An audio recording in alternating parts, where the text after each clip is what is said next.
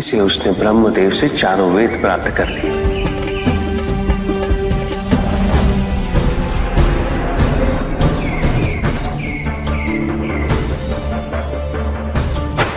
और जाके समुद्र में छुप गया।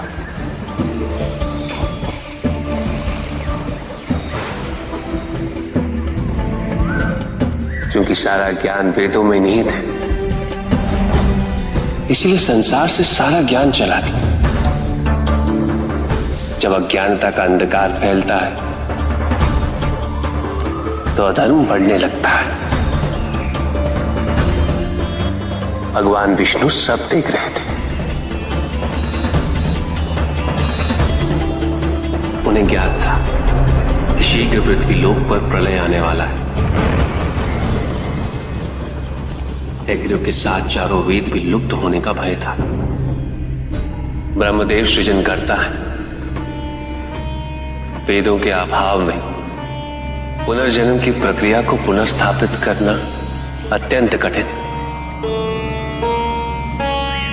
इसीलिए हयग्रीव से उन वेदों को पुनः प्राप्त करना अनिवार्य था। तो भगवान विष्णु ने क्या किया? भगवान विष्णु ने एक मत्स्य रूप धारण किया। वो एक मछली बने और नदी में अवतरित हुए। राजा सत्यव्रत स्नान कर रहे थे। एक छोटी सी मछली उनके हाथ में आ गई। इतनी छोटी मछली? भगवान विष्णु? हाँ, राजा सत्यव्रत उस मछली को जल में छोड़ने जा ही रहे थे कि उस मछली ने बड़ी मछलियों का भय जताते हुए उनसे विनती की। उनसे कहा कि वो उसे अपने साथ ले चले। राजा सत्यव्रत अत्यंत दयालु थे। मछली को अपने कमंडल में शरण दे दी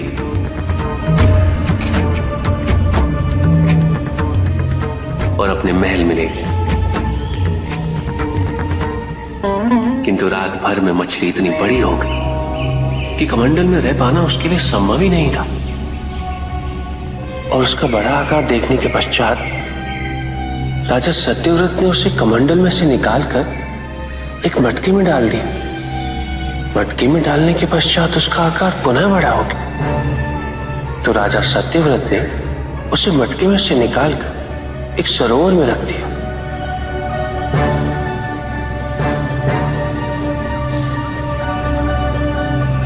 किंतु उस एक ही रात में सरोवर में रखने के पश्चात भी उसका आकार इतना बड़ा हो गया कि उसे नदी में रखना पड़ा। किंतु नदी में रखने के पश्चात उसका आकार पुनः बड़ा हो और इतना बड़ा हो गया कि यदि उसे महासागर में नहीं रखा जाता तो उसकी मृत्यु निश्चित थी। राजा सत्यव्रत उसे महासागर की ओर ले गए।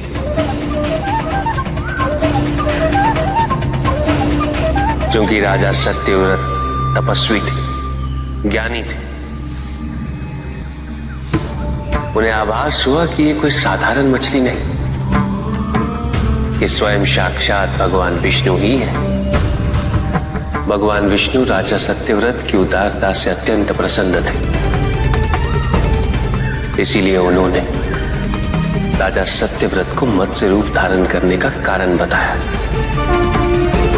साथ ही उन्होंने सत्यव्रत से कहा कि आज से 7वें दिन प्रलय आएगा, समस्त पृथ्वी जल में समा जाएगी। किंतु आप सप्त ऋषियों के साथ साथ अनाज, वनस्पति व अशुद्धों की प्रत्येक प्रजाति के बीज और प्रत्येक पशु का एक एक जोड़ा लेकर एक विशाल नौका में सवार होकर मेरी प्रतीक्षा कीजिएगा। केवल एक ही स्थान ऐसा होगा जिसकी ऊंचाइयों को जल छू नहीं पाएगा। मैं लौटूंगा और आपको वहां लेके चलूंगा। ऐसा कौन सा स्थान था? हिमालय पर्वत, अर्थात तुम्हारी माता के पिता हिमालय। फिर क्या हुआ? ऐसा कह के भगवान विष्णु समुद्र में चले गए और अपने मत्स्य रूप में उन्होंने हयग्रीव को ढूंढ निकाला। उस दुष्ट का वध करके वेदों को पुनः प्राप्त कर लिया। तो क्या प्रलय आया? हाँ, ठीक 7वें दिन। किंतु भगवान विष्णु के आदेश अनुसार राजा सत्यव्रत एक विशाल नौका में उनकी प्रतीक्षा कर रहे थे। तभी विष्णु जी एक सींग वाली विशाल स्वर्ण मत्स्य रूप में प्रकट हुए।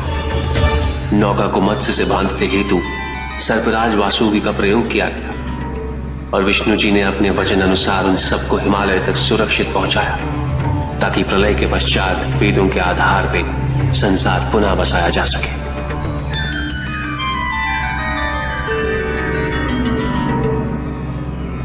राजा सत्यव्रत मनु कहलाए।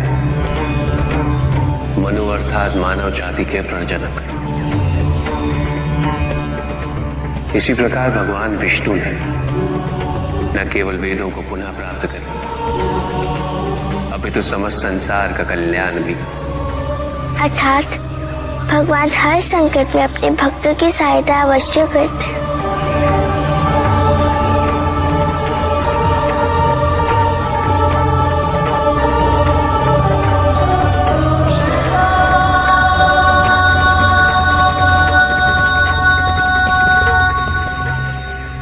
Subscribe now and press the bell icon. Never miss an update. या ईश्वर, ये प्रश्न मेरा है, तुमने कैसे पूछ लिया? अति उत्तम। यदि ये प्रश्न आपका है तो इसका उत्तर भी आप अवश्य जानते होंगे। राजा ही महत्वपूर्ण है। राजा ही सर्वशक्तिमान है। राजा जिसे चाहे मिटा सकता है और जिसे चाहे जीवन दान दे सकता है।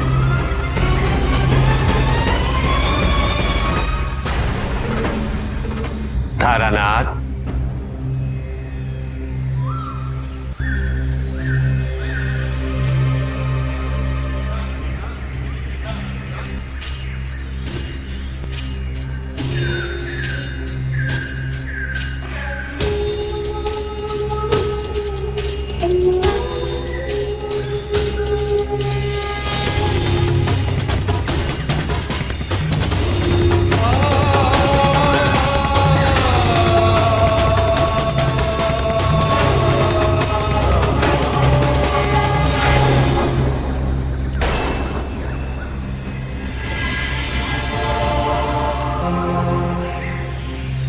लीजिए अमात्य,